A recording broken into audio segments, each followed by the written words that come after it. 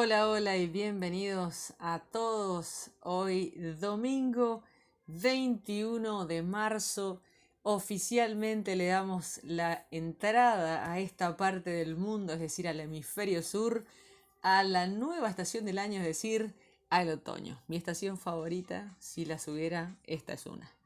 Así que agradecidos con Dios en esta edición número 80 de Lee conmigo la Biblia. Mi nombre es Andrea y te agradezco muchísimo que te sumes a esta iniciativa de pasar los 365 días del año junto a la palabra de Dios. Y tal como lo hacemos todos los días, comenzamos con nuestro devocional del día de hoy.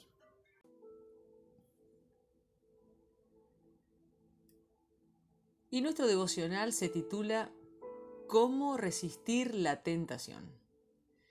Las sirenas eran tres mujeres misteriosas que, de acuerdo con la Odisea de Homero, vivían en una isla. Cuando una embarcación pasaba por allí, se subían a los acantilados y cantaban. Su bello canto tentaba a los navegantes a aproximarse más y más, hasta que eventualmente naufragaban en las rocas. Ulises estaba curioso por escuchar el canto de las sirenas, pero era consciente de los peligros.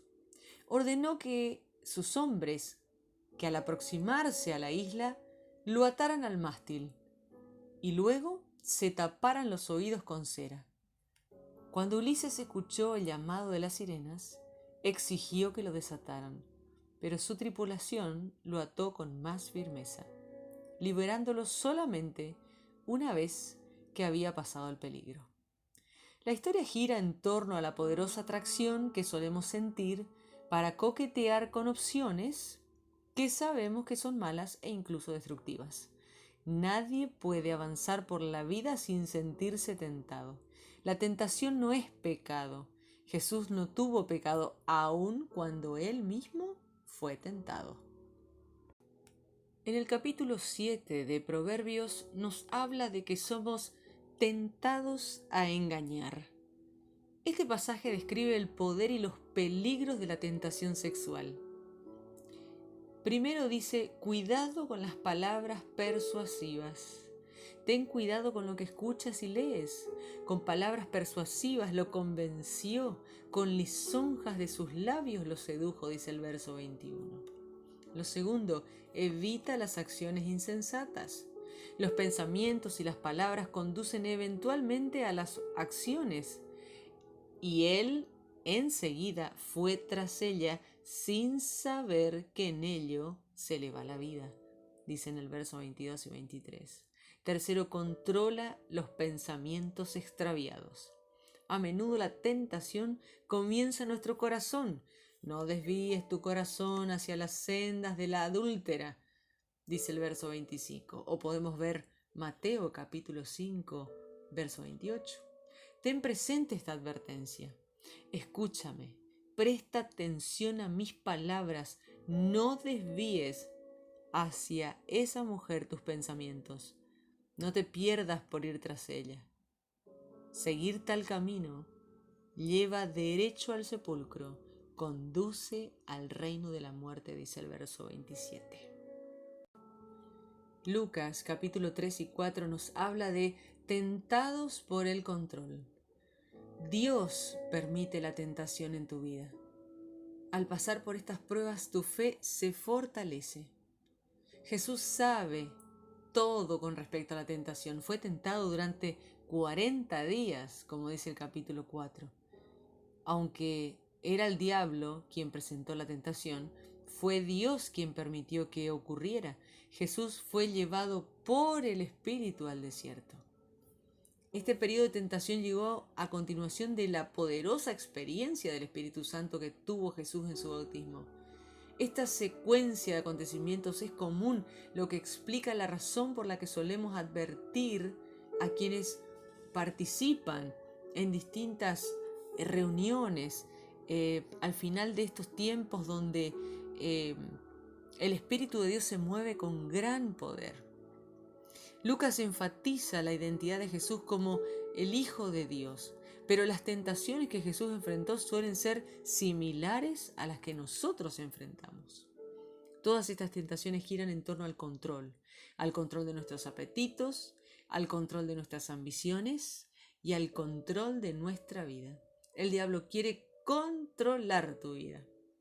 En contraste, Dios quiere que conozcas la libertad que proviene de ser guiado por el Espíritu Santo. Estas libertades tienen que ver con la gratificación instantánea. El diablo apela al apetito físico de Jesús y le ofrece gratificación instantánea. Jesús le responde: no solo de pan vivirá el hombre. A la larga, la gratificación instantánea lleva a la desilusión, el vacío y la desesperación. Escuchar a Dios y desarrollar una relación con Él lleva a tener satisfacción espiritual profunda, gozo y propósito. Lo segundo, ambición egoísta. En un instante, el diablo le mostró a Jesús todos los reinos del mundo. Sobre estos reinos y todo su esplendor te daré la autoridad. Así que si me adoras, todo será tuyo. Es una muy poderosa tentación de acumular cosas para nosotros mismos. La prosperidad material puede conducir a la autoridad y el esplendor en esta vida. Pero el peligro es que la seguridad financiera se vuelva nuestra ambición y depositemos nuestra confianza en las riquezas y no en Dios. Jesús respondió a esta tentación diciendo: escrito está, adora al Señor tu Dios y sírvele solamente a Él. En última instancia, solo hay una cosa que puede ser totalmente segura y es nuestra relación con Dios. Esta debe ser nuestra ambición principal. Lo tercero es el poder presuntuoso. El diablo lleva a Jesús al punto más alto del templo diciendo: si eres el Hijo de Dios, tírate de aquí. Luego cita la Biblia, fuera de contexto, por supuesto. Y Jesús le responde a este versículo con la escritura: también está escrito, no pongas a prueba al Señor tu Dios. Eres llamado a tener una vida de obediencia y servicio a Dios. Jesús realizó milagros sorprendentes durante su ministerio. Al obrar de este modo, no obstante, obedecía a Dios y seguía la dirección del Espíritu Santo. Esto es muy distinto al hecho de probar a Dios y luego pedirle que nos respalde. En lugar de acudir a Él con tus propios planes y pedir que los bendigas, procura primero conocer los planes de Dios y obedecer su llamado. Jesús enfrentó los planes del diablo y sus tentaciones con la palabra de Dios. Repetidamente dijo: escrito está, y luego citó los textos de la Escritura que respondían directamente a las mentiras y tentaciones del diablo. El diablo lo dejó, pero solo se retiró hasta otra oportunidad. Es un alivio poder tener periodos en la vida cuando las tentaciones no son tan fuertes, pero puedes estar seguro de que el diablo tratará de seducirte nuevamente. Número capítulo 11 al 13 nos habla de tentados a comparar. Así como Jesús fue tentado en el desierto, en el libro de Lucas, lo leemos en el capítulo 4, el pueblo de Dios fue tentado durante sus años en el desierto. Los ejemplos de este pasaje fueron escritos como advertencias para nosotros, como lo leemos en 1 Corintios capítulo 10, verso 6. Lo primero que vemos es el descontento. Dios les había suplido alimento, pero ansiaban otra comida. En lugar de agradecer a Dios por su provisión milagrosa, dijeron: ¿quién nos diera carne? Se la pasaban llorisqueando y quejándose. Fueron tentados a hacer comparaciones con la vida anterior en Egipto y volver a donde habían salido. Es fácil caer en esa trampa. Siempre hay algo por lo cual quejarse. No obstante, si tenemos ojos para verlo, podemos vislumbrar que estamos continuamente rodeados por la bondad, la misericordia, el perdón, el amor y la gracia de Dios. Lo segundo, celos. En Miriam y Aarón vemos un ejemplo de celos cuando preguntaron: ¿acaso no ha hablado el Señor con otro que no sea Moisés? ¿No nos ha hablado también a nosotros? Cuando Josué se enojó con otros que profetizaban en el campamento, Moisés preguntó: ¿estás celoso por mí? El contexto aquí es el liderazgo y los dones espirituales. La estructura de liderazgo de Moisés incluía un grupo de 3 en el centro: Aarón, Miriam y Josué. Luego estaban los 12 líderes de la tribu de Israel. Después los 70 líderes y oficiales. Y en delante, por supuesto, teníamos el resto del pueblo. Es muy similar al círculo cercano de Jesús, de 3, luego de 12 apóstoles y luego de 72 restantes. Lo vemos en Lucas capítulo 10. Cuando el Espíritu Santo descendió en los 70 de Moisés, se pusieron a profetizar. Al igual que Moisés, tratar de evitar la tentación de comparar y estar celoso cuando ves que Dios usa a otras personas de manera poderosa, Moisés reconocía que necesitaba toda la ayuda que pudiera tener. Respondió: «¿Cómo quisiera que todo el pueblo del Señor profetizara y que el Señor pusiera su espíritu en todos ellos?» No tenía y no sentía que fuera el único que podía ser usado por Dios. El Señor ha dicho: «Yo descenderé para hablar contigo y compartiré con ellos el espíritu que está sobre ti, para que te ayuden a llevar la carga que te significa este pueblo. Así no tendrás que llevarla tú solo». Lo siguiente que vemos es el orgullo. Los celos vienen de compararnos con los demás y pensar que somos menos favorecidos. El orgullo procede de pensar demasiado acerca de nosotros, comparándonos con otros y pensando que somos mejores. Moisés también resistió la tentación del orgullo. Es la mayor barrera entre Dios y los seres humanos. Dios ama al humilde. Como dijo un autor, la verdadera humildad no es que pensemos menos de nosotros mismos, sino que pensemos menos en nosotros mismos. A propósito, Moisés era muy humilde, más humilde que cualquier otro sobre la tierra. Quizás esa sea la razón por la que Dios usó a Moisés de una forma tan poderosa. Moisés era humilde, fiel, compasivo y perdonador. Todo esto procedía de la relación muy cercana que tenía con Dios, en la que Dios le hablaba íntimamente en persona. Con él habló cara a cara. Iniciamos nuestra lectura en el libro de Proverbios capítulo 7, versos 21 al 27. Decía esas palabras para tentar al joven, y sus suaves palabras lo atraparon. Enseguida el joven fue tras ella como un buey al matadero, como un venado que cae en la trampa de un cazador, listo a lanzarle una flecha en el corazón, como un ave volando hacia la red, sin saber que eso le costará la vida. Ahora, hijo, escúchame, presta atención a lo que te digo. No desvíes tu corazón hacia esa mujer, no te extravíes por sus caminos, porque a muchos ha hecho caer heridos de muerte. Sus víctimas han sido numerosas, su casa lleva al sepulcro, conduce directamente a la muerte. Libro de Lucas, capítulo 3, versos 23 al 38. Jesús tenía unos 30 años cuando comenzó a enseñar.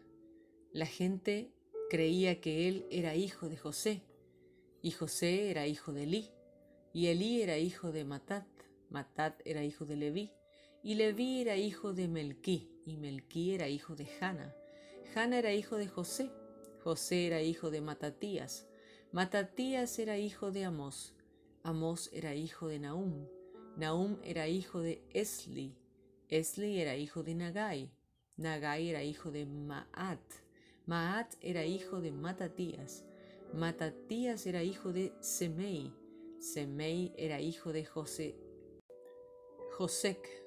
Josec era hijo de Judá, Judá era hijo de Joanán, Joanán era hijo de Resa, Resa era hijo de Zorobabel, Zorobabel era hijo de Salatiel, Salatiel era hijo de Neri, y Neri era hijo de Melquí, Melquí era hijo de Adi, Adi era hijo de Cosam, Cosam era hijo de Elmodam, Elmodam era hijo de Er era hijo de Josué, Josué era hijo de Eliezer. Eliezer era hijo de Jorim. Jorim era hijo de Matat. Matat era hijo de Leví. Leví era hijo de Simeón.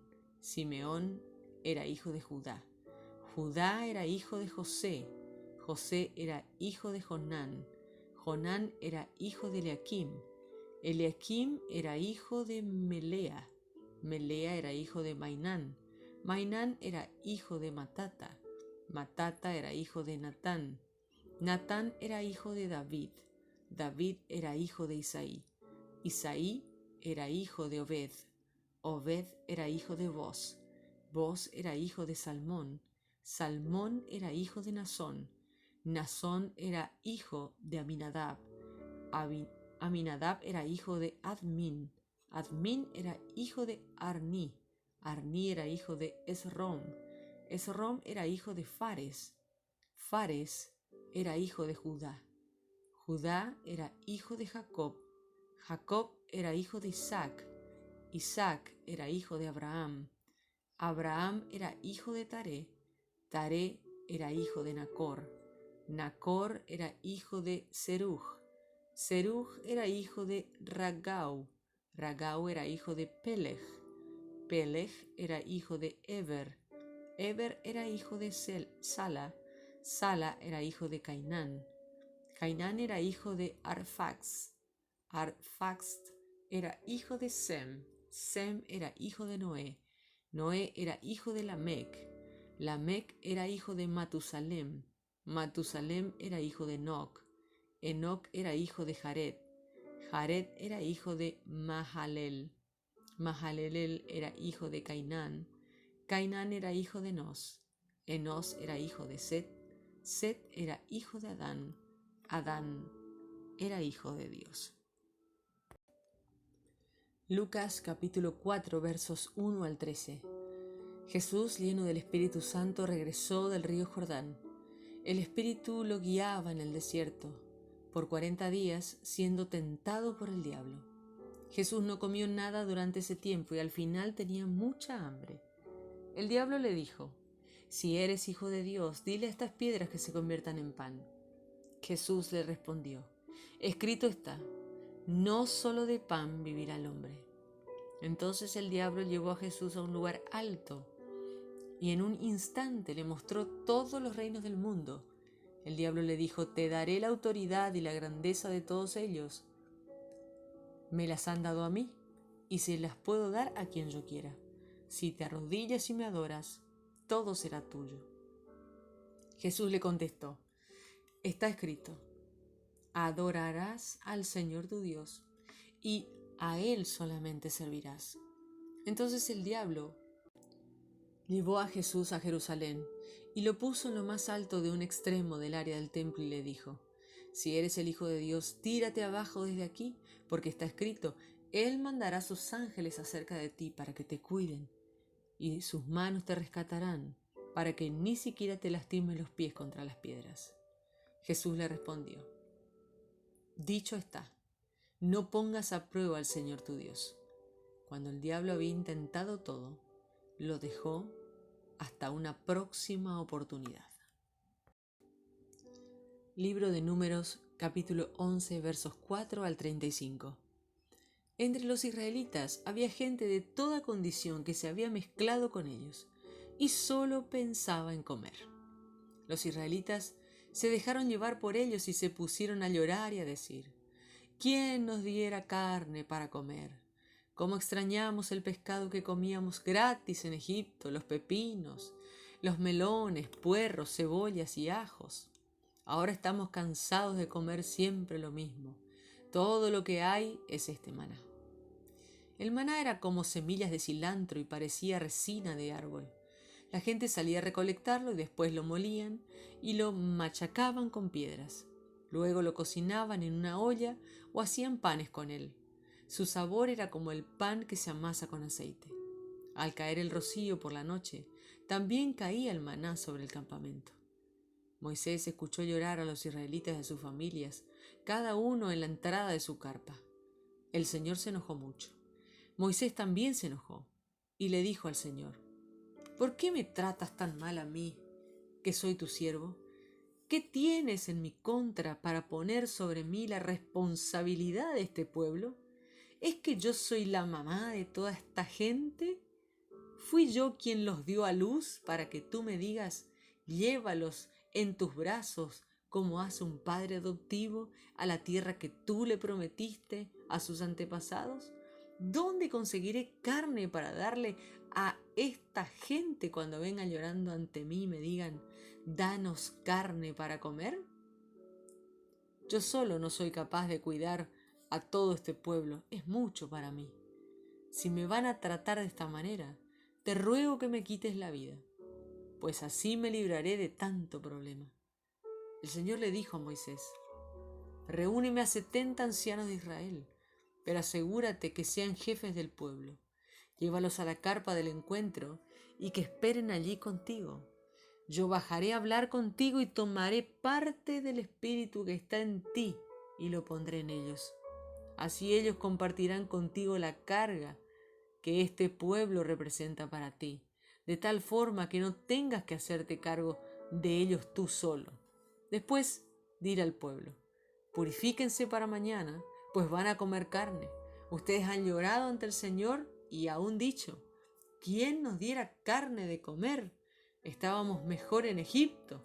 El Señor les va a dar carne y ustedes van a comer carne. No comerán carne solo un día, o 2, o 5, o 10, o 20 días, sino que comerán carne por todo un mes hasta que les salga por la nariz y les provoque náuseas. Eso les sucederá por haber rechazado al Señor que está en medio de ustedes y por haber llorado ante Él diciendo, ¿por qué tuvimos que irnos de Egipto? Entonces Moisés respondió, estoy en medio de un ejército de 600,000 hombres y tú dices, yo les daré de comer carne por todo un mes. Si se degollaran todos los rebaños y manadas, ¿hubiera suficiente para darles de comer a todos ellos? Si pescáramos todos los peces del mar, ¿les alcanzaría? El Señor le dijo a Moisés, ¿es acaso el poder del Señor un poder limitado? Ahora verás si lo que he dicho no sucede. Entonces Moisés salió y le dijo a la gente lo que el Señor había dicho. Reunió a 70 hombres de los ancianos de Israel e hizo que se colocaran alrededor de la carpa. Luego el Señor bajó en la nube y le habló a Moisés. Tomó una parte del espíritu que estaba en Moisés y lo puso en los 70 ancianos. Cuando el espíritu descansó en ellos, comenzaron a profetizar. Pero esto no volvió a repetirse. 2 de los ancianos se quedaron en el campamento. Uno de ellos se llamaba Eldad y el otro Medad. El espíritu descansó sobre ellos, que eran los ancianos escogidos, aunque no habían ido a la carpa con los demás. Entonces empezaron a profetizar en el campamento y un joven corrió y le dijo a Moisés, Eldad y Medad están profetizando en el campamento. Josué, hijo de Nun, que era ayudante de Moisés desde su juventud, le dijo a Moisés, Moisés, Señor, prohíbeles hacer eso. Pero Moisés le dijo a Josué, ¿estás celoso por mí? Cuánto quisiera yo que todo el pueblo del Señor profetizara y que el Señor pusiera su espíritu en ellos. Luego Moisés y los ancianos de Israel volvieron al campamento. El Señor hizo soplar un viento que trajo del mar bandada de codornices que cayeron alrededor del campamento. Había codornices en una extensión de hasta un día de camino alrededor del campamento y a una altura de hasta casi 1 metro del suelo. La gente se levantó y recogió codornices todo el día, toda la noche y todo el día siguiente. El que menos recogió 2 toneladas y distribuyeron las codornices por todo el campamento. No habían comenzado a masticar la carne cuando el Señor se enojó con ellos y les envió el Señor una terrible enfermedad. Entonces ellos llamaron ese sitio tumbas de las glotonerías, porque allí enterraron a la gente que no pensaba sino solo en comer. Del sitio tumbas de la glotonería, el pueblo viajó hasta Haserot y ahí se quedó. Números capítulo 12. Miriam y Aarón criticaron a Moisés porque se había casado con una mujer etíope. Ellos dijeron: ¿ha hablado el Señor solamente a través de Moisés? ¿No ha hablado a través de nosotros también? Pero el Señor escuchó lo que decían. En verdad, Moisés era muy humilde, más humilde que cualquier otro hombre de la tierra. Así que el Señor les dijo a Moisés, a Aarón y a Miriam: vengan los tres a la carpa del encuentro. Entonces los tres fueron allá. El Señor bajó en una columna de nube, se detuvo en la entrada de la carpa y llamó a Aarón y a Miriam. Entonces, cuando ellos se acercaron, Él les dijo: escuchen mis palabras.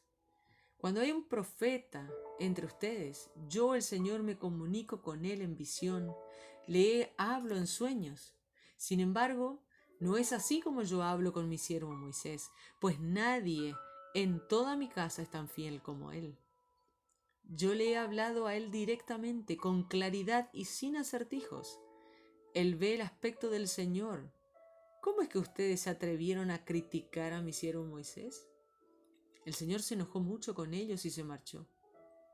En cuanto la nube se quitó de encima de la carpa, Miriam quedó leprosa, con la piel blanca como la nieve.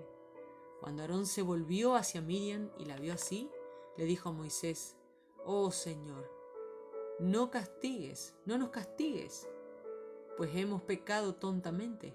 Te ruego que no dejes que ella quede como un niño muerto antes de nacer. Una vez nuestra mamá dio a luz una criatura con la piel media deshecha. Entonces Moisés le suplicó al Señor: oh Dios, te suplico que la sanes. Luego el Señor le dijo a Moisés: si el papá de ella le hubiera escupido en la cara, ¿no habría durado su humillación 7 días? Entonces que la mantenga fuera del campamento por 7 días, después de los cuales se le permitirá entrar de nuevo al campamento. Entonces ellos dejaron a Miriam fuera del campamento por 7 días. El pueblo permaneció en ese lugar hasta que regresó Miriam. Después de esto, el pueblo dejó Haserot y acampó en el desierto de Parán. Números capítulo 13, versos 1 al 25. El Señor le dijo a Moisés: envía algunos hombres a explorar Canaán, el territorio que les voy a dar a los israelitas. De cada tribu envía un hombre que sea jefe de entre los suyos.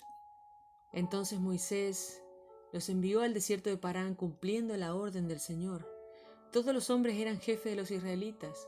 Estos eran ellos: Samúa, hijo de Zacur, de la tribu de Rubén; Safat, hijo de Ori, de la tribu de Simeón; Caleb, hijo de Jefone, de la tribu de Judá; Igal, hijo de José, de la tribu de Isaacar; Oseas, hijo de Num, de la tribu de Efraín; Palti, hijo de Rafú, de la tribu de Benjamín; Gadiel, hijo de Sodi, de la tribu de Zabulón; Gadí, hijo de Susi, de la tribu de José, o sea, de la tribu de Manasés; Amiel, hijo de Gemalí, de la tribu de Dan; Setur, hijo de Micael, de la tribu de Aser; Nahbi, hijo de Baspi, de la tribu de Neftalí; y Jeuel, hijo de Maquí, de la tribu de Gad.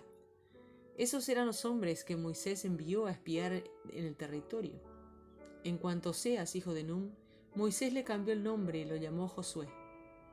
Cuando Moisés los envió a explorar la tierra de Canaán, les dijo: vayan de aquí hacia el Negev y luego hacia la zona montañosa.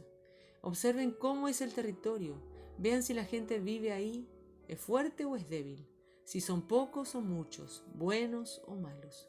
Fíjense cómo son sus ciudades, si están en campo abierto, si son fortificadas, si la tierra es buena o mala, fértil o pobre, si hay árboles. Hagan todo lo mejor que puedan y traigan algunos frutos de la tierra. Esto sucedió en la época de la primera cosecha de uvas. Entonces ellos fueron y exploraron el territorio desde el desierto de Sin a Rehov, por Lemó Hamat. Subieron hasta el Negev y fueron a Hebrón, donde vivía Ahimán, Sesai y Talmai, descendientes de Anac. La ciudad de Hebrón fue construida 7 años antes que la ciudad de Zoán en Egipto. Luego fueron al valle de Escol, donde cortaron una rama con un racimo de uvas que cargaron sobre un palo entre 2 hombres. También llevaron higos y granadas. A ese lugar se le llamó el valle de Escol, debido al racimo de uvas que los israelitas cortaron allí. Volvieron de explorar la tierra después de 40 días. Y así terminamos la lectura del día de hoy y te invito a compartir conmigo esta oración. Señor, no me dejes caer en la tentación, sino líbrame del mal. Guarda mi corazón, dame discernimiento y guía mis pasos. Señor, quiero seguir la guía de tu Espíritu Santo. Ayúdame a estar cerca de ti, conocer tus palabras y resistir la tentación.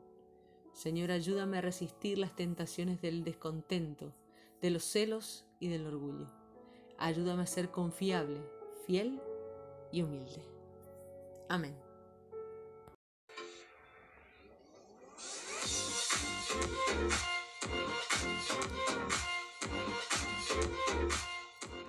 Y así llegamos al final de otra edición de Lee conmigo la Biblia.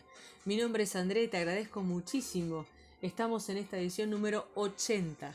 80 días junto a la palabra de Dios y para mí en lo personal ha sido una enorme bendición y espero que para vos también. Y seguramente tendrás otras personas con las que puedas compartir este material. Podés hacerlo, es gratuito, es libre. Y por supuesto, te espero, si Dios quiere y así lo permite, en la próxima edición de nuestro Lee conmigo la Biblia, ya para el día lunes, iniciando una nueva semana y una nueva estación del año. Así que le damos la bienvenida al otoño y te deseamos, a vos que nos estás escuchando, que nos estás viendo, que compartís con nosotros, muchas bendiciones.